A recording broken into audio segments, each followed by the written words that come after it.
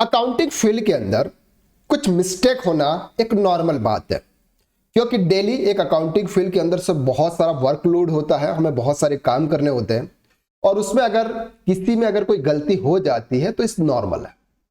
आज हम बात करने वाले हैं ऐसी मिस्टेक यानी कि ई वे बिल।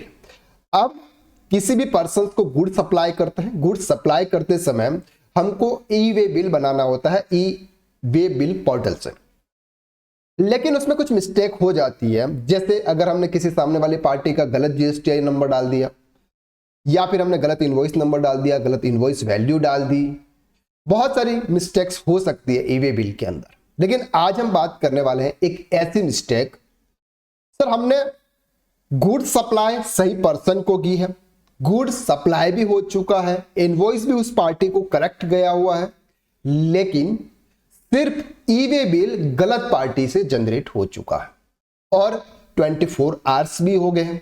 अगर 24 आवर्स के पहले पता चलता है तो हम उसको कैंसिल भी कर सकते हैं, नया जीएसटीएन ई वे बिल बना सकते हैं। लेकिन 24 आवर्स भी हो चुके हैं तो अब हमारे पास में ऑप्शंस भी नहीं है, तो अब हम क्या करें, ये सबसे बड़ा इश्यूज बन जाता है। चलिए आज के वीडियो में हम उसको देखते हैं कि क्या करना चाहिए। सबसे पहले आपको करना है एक नया सही ई वे बिल बनाना है। जो आपने ई वे बिल बना दिया है उसको आप रेक्टिफाई नहीं कर सकते क्योंकि आपके 24 आवर्स बीत चुके हैं। तो अब आपको क्या करना है सर, एक नया ई वे बिल जनरेट करना है जिसमें इनवॉइस तो आपको वही रखना है, इनवॉइस पर डिलीवरी हो चुकी है ऑलरेडी, तो पार्टी नेम, एड्रेस और जीएसटीआईएन सब आपको करेक्ट इंटर करना है। इस ई वे बिल का पर्पज है डॉक्यूमेंटेशन ठीक करना ताकि बुक्स ऑफ अकाउंट्स और ऑडिट रिकॉर्ड आपके साफ रहे। आप सोच रहे हो कि सर वो हमने ऑलरेडी ई वे बिल तो बना दिया है, लेकिन ई वे बिल आपने किसी गलत पार्टी के नाम से बनाया था। बाकी आपने सही सभी डिटेल्स जो थी, आपने इनवॉइस नंबर और पार्टी का नेम और जो इनवॉइस आपने जनरेट किया वो सब कुछ आपके करेक्ट पार्टी को ही गया था, लेकिन गलती आपसे सिर्फ ई वे बिल में हुई थी। तो अब आपको एक नया ई वे बिल उस पार्टी के नाम पे जनरेट कर देना है, चाहे आपका गुड्स उस पार्टी को डिलीवर हो चुका है तो भी।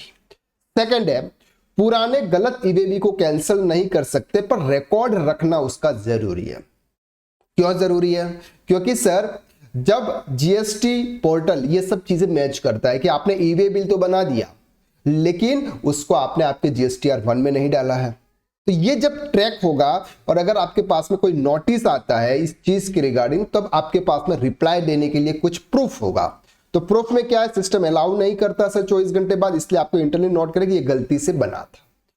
पुराने ई वे बिल की कॉपी पर लिख दे कि wrong GST enter by mistake, goods deliver to correct party as per invoice number, correct e way bill not subsequently. Simple एक लिख दे ताकि वो आपके पास में रहेगा, जब भी कोई अगर आपसे मांगे तो वो आप उस पर डाल सकते हैं। साइन डेट डाल दे, कॉपी को रिकॉर्ड में रखें जीएसटी ऑफिस ऑडिट प्रूफ के तौर पर, ये काफी हो जाएगा। क्लियर हो रहा है आपको? चलो अब बात करते हैं सर अकाउंटिंग में आपको कुछ चेंज करने की जरूरत है या फिर नहीं है। देखो अकाउंटिंग में जब हम सेल्स की एंट्री करते हैं तो सेल्स की एंट्री में अगर ई वे बिल डालने का कोई ऑप्शन आ रहा है यानी कि ई वे बिल नंबर, तो आप वहां पर करेक्ट कर सकते हैं। बाकी गुड्स सही पार्टी को गया है, इनवॉइस सही पार्टी के नाम से था, कोई जीएसटी लाइबिलिटी इशू नहीं है यानी कि कोई भी मिसमैच नहीं है।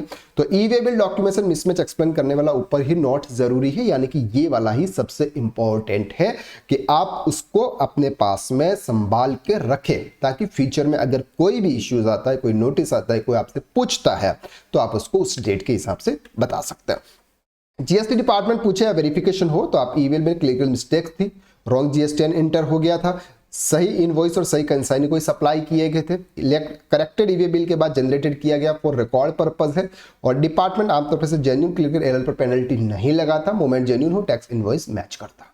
सर अब यहाँ पर कोई पेनल्टी लगेगी क्या अगर ऐसा कुछ हो गया है? तो आंसर इज नो।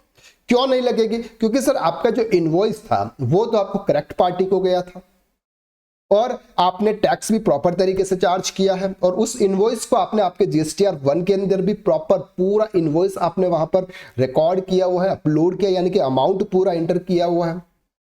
सिर्फ यहां पर मिस्टेक ये हुई है कि जब आप ई वे बिल बना रहे थे और ई वे बिल आपने किसी अदर पर्सन का जीएसटीआर नंबर डाल दिया और उस पर्सन का नाम डाल दिया। बाकी तो कोई गलती तो आपसे इतनी का ज्यादा हुई नहीं है जहां पर आपने टैक्स की चोरी की हो। तो यहां पर नोटिस मतलब पूछ सकते हैं आपके कि ये क्यों हुआ था, बाकी कोई भी पेनल्टी के चांसेस यहां पर नहीं बनते।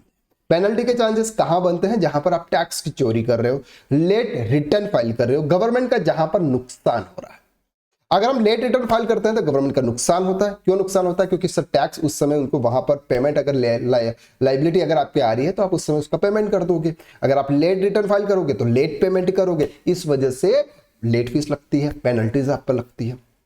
तो यहां पर पेनल्टीज के लिए कोई भी इश्यूज नहीं है। क्लियर हो गया आपको याद तक? तो बिल्कुल भी टेंशन लेने की जरूरत नहीं है। एक स्टूडेंट्स का यानी कि पर्सन का सिर्फ कॉल आया था कि सर ऐसे ऐसे हो गया, अब मुझे क्या करना है? तो सिंपल सा लॉजिक है, बस ये कर लो, कोई भी इश्यूज नहीं है। तो आज के लिए बस इतना, नेक्स्ट वीडियो में फिर मुलाकात करते हैं, तब तक के लिए थैंक यू सो मच।